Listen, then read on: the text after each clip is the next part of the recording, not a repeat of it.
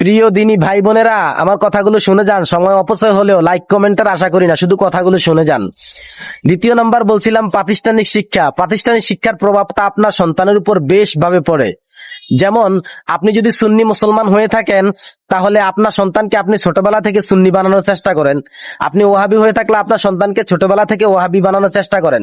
তার মানে আপনার সন্তান ভালো মন্দের তারতম্যটা তেমন একটা অনুভব করলো না। আপনি বিএনপি হলে দেখবেন যে আপনার সন্তান বিএনপি কে সাপোর্ট করতেছে, আপনি আওয়ামী লীগ হলে আপনার সন্তান আওয়ামী লীগকে সাপোর্ট করতেছে। মানে ওর মাঝে ভালো মন্দের তারতম্যটা তেমন একটা নেই, সে আপনাকে অনুসরণ করে এই পথে আসতেছে। এখন প্রাতিষ্ঠানিক শিক্ষার প্রভাবটা কেমন?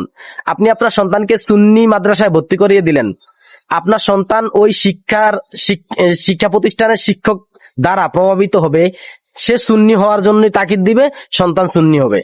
অথবা ওহাবি মাদ্রাসায় ভর্তি করালেন, ওই শিক্ষক ওহাবির তাকিদটা দিবে, সে ওহাবি হওয়ার জন্য চেষ্টা করবে। আদতে সুন্নি ওহাবি বলতে ইসলামে কোনো পরিভাষা নেই, আমরা সবাই মুসলমান। এটা কিছু পকেট ভারী করার ধান্দায় কিছু ধান্দাবাজ মৌলবিয়া ওহাবি সুন্নি বলে এক মুসলমান থেকে আরেক মুসলমানকে আলাদা করেছে। আমরা সবাই তো রাসূলের সুন্নাহ পালন করি। যাদেরকে ওহাবি বলেন তারাও রাসূলের সুন্নাহ পালন করে, যাদেরকে সুন্নি বলেন তারাও রাসূলের সুন্নাহ পালন করে। তো রাসূলের সুন্নত সবাই পালন করতেছে, তাহলে ওহাবি সুন্নি কি? এইটা একটা ধান্দাবাজ মৌলবীদের ধান্দা। তো এটার প্রতি আপনারা পড়বেন না। সেজন্য আপনার সন্তানদেরকে ব্রড মাইন্ডের বানানোর চেষ্টা করবেন। ন্যারো মাইন্ড বানাইলে আপনার সন্তান ভবিষ্যতে আপনার মতো আমার মতো ন্যারোই হবে। সেজন্য প্রতিষ্ঠানের একটা ভূমিকা আপনার সন্তানের উপর যথেষ্ট প্রভাব পেলে আপনার সন্তানকে যেই প্রতিষ্ঠানে দিবেন, খেয়াল রাখবেন সঠিক একটা দিনই শিক্ষা যাতে সে পায়। আপনি এমন প্রতিষ্ঠানে দিলেন, ওহাবি মাদ্রাসায় ভর্তি করে দিলেন, সে ওহাবি শিক্ষা পেল। আপনি সুন্নি মাদ্রাসায় ভর্তি করে দিলেন, সে সুন্নি শিক্ষা পেল। আহলে হাদিসের মাদ্রাসায় ভর্তি করে দিলেন, আহলে হাদিসের শিক্ষা পেল। না, আপনি এমন প্রতিষ্ঠানে ভর্তি করান, আপনার সন্তানকে আপনি সঠিক একটা গাইডলাইন দিলেন যে বাবা, আমি তো সারা জীবন সুন্নি হয়ে আসছি বা সারা জীবন ওহাবি হয়ে আসছি, সারা জীবন এগুলো পালন করছি, তোমাকে আমি দিনের লাইনে দিলাম, শুধুমাত্র সঠিক দিন যেটা সেইটা তুমি শিখবা। ওস্তাদে যেটা বলবে সেটা বিচার বিশ্লেষণ করে কোরআন হাদিসের আলোকে যেটা সঠিক হবে সেটাই নিবে। তো এই জন্য আপনি আবার যে শিক্ষককে যাচাই বাছাই করবেন বা যার কাছে পড়াবেন, অবশ্যই খেয়াল রাখতে হবে ওই শিক্ষক যাতে ব্রড মাইন্ডের হয়ে থাকে। ওই শিক্ষকও যদি ন্যারো মাইন্ডের হয়ে থাকে, একমুখী শিক্ষা সে শিখেছে, এখন সে ওই একমুখী শিক্ষা তার ওস্তাদ থেকে যে শিক্ষাটা সে গ্রহণ করেছে ওই শিক্ষার মধ্যেই পড়ে থাকবে। দেখা গেছে এর বাইরে সে যা আছে সব হাবিজাবি, এইটা ভালো না, ওইটা এইছে, ওইটা সে হইছে, এগুলো না। সামাজিক দৃষ্টিকোণ থেকে জীবনে বাঁচার ক্ষেত্রে যেই সমস্ত শিক্ষা দরকার, আরবির পাশাপাশি যে সমস্ত শিক্ষাগুলো দরকার এবং যেই সমস্ত ব্রড মাইন্ড রাখার দরকার, এই সকল কিছু যাতে আপনার সন্তানের প্রতি থাকে এবং সে সেটা কিন্তু একজন টিচারের কাছ থেকে পেয়ে থাকবে।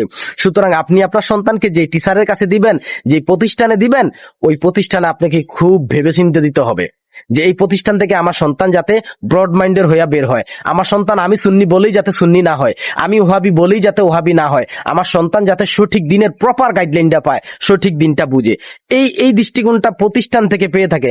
তা আপনি কি বুঝলেন? একজন স্টুডেন্টের প্রতি একটা শিক্ষা প্রতিষ্ঠানের প্রভাব যথেষ্ট ভূমিকা পালন করে এবং সে ভবিষ্যতে ভালো এবং খারাপ হতে এটাও একটা প্রভাব পালন করে। একজন শিক্ষকের কাছে আপনি দিয়েছেন, ওই শিক্ষকটা তার সাথে খারাপ আচরণ করছে, অর্থাৎ তার সাথে তাকে যৌন নিপীড়ন করছে বা এলোমেলো আরো বহুত কিছু করছে, তো শিক্ষক নিজে ভালো হয়ে চলে না। একটা শিক্ষকের কাছে দিয়েছেন যে শিক্ষক সিগারেট খাচ্ছে, যে শিক্ষক ঠিক করে নামাজ সালাত আদায় করছে না, আপনার সন্তান কিন্তু অবশ্যই এই প্রপার গাইডলাইনটা তার কাছ থেকে শিখতেছে যে আমার শিক্ষক নিজেই তো নামাজ পড়ে না, আমার শিক্ষক নিজেই সিগারেট খাচ্ছে, ধূমপান করছে, আমার শিক্ষক নিজেই ইয়াবা আসক্ত, তারপরে গাঁজা খাচ্ছে, নেশাদ্রব্য সেবন করছে।